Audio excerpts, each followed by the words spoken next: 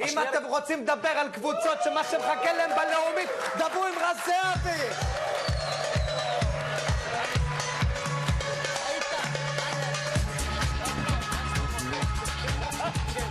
תן לי, תוריד את המוזיקה, תן לי. רז, משמע, אנחנו עוד לא מדברים על הליגות הנמוכות, אנחנו מדברים על מאבקי הירידה שהיו אתמול. אז בוא נדבר על משחק הירידה הגדול. ליגה ג' מחוז אל-באבור והכינוכים.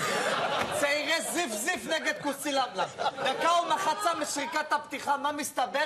אין קווים על המגרש. החלוץ האגדי של זיף, ויקטור, שהוא שף קונדיטור בדוכן סברס, מביא קמח, מסמן קווים.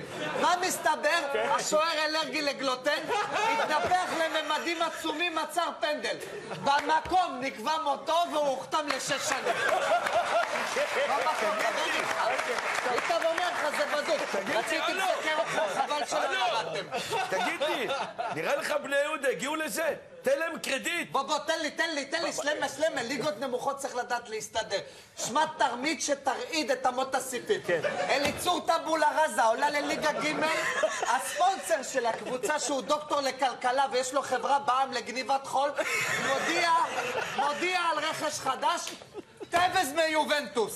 9 חודשים הוא לא פוגע, מה מסתבר? זה לא טבז, זו זברה שגנבו מהחייקים. אותה לסת לא שמו לב. מה נשמע איתה? אבל שלא ירדתם, רציתי לסקר. רז, באמת, תן לי הפעם... לא, תן לי.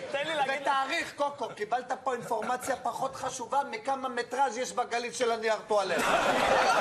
חלס תחרטט, הליגות הנמוכות זו חגיגה. תן לי, תאמין לי. רמת השרון לא יודעת מה מחכה להם בליגה ג'. שמע טוב, השבוע בדרבי הגדול של מחוז בוקקי והעמקים, אליצור חמוסטה נגד אליצור חמוסטה המקורי. תוך כדי המשחק נפצע חלוץ האגדי מנשה קרגולה. חבר'ה, באמת. קרגולה מקבל טיפול, עולה, משאיר עשן לבן לכולם. מה מסתבר? רופא הקבוצה הוא גם מוסכניק. השתיל לו מנוע של דייצו מהמשחטה וצ'יפר אותו בעץ ריח על המצח. טוב. קרגולה הוא לא קרה. רז, מוטי, באמת, אני רוצה לדבר פה עם איתב. חבר'ה, אני באמת, תודה. אתה יודע מה? בהתחשב בניסיון הרב שיש לך בליגות האלה, אתה חושב שרמת השרון ובני יהודה יכולות להידרדר לשם? למה להידרדר? זה הכדורגל האמיתי. אתה יודע שהחלוץ של מם סמך קובבה מבוקש היום בכל אירופה? מבוקש? מי רוצה אותו באירופה? האינטרפול, הוא חשוד בהברחת תוכים נדירים בנקבים. איך עלו עליו? עמד חומה בעונשין, קיבל פצצה לבטן, מהלחץ 3 קקדו יצאו לחוצה. אומר לך סיפור אורגינל! סיפור אורגינל! רז, יושב פה איתב, אתה יודע... איתב, חבל שלא ירדתם, רציתי לסקר אתכם. רז, שמע, נראה לי שמיצינו את הסיפורים על ליגה ג' באמת. אז בוא תשמע סיפור על הליגה למקומות עבודה. לא, ממש לא. תן לי! מובטלי אור עקיבא נגד אסירי כלא שטה.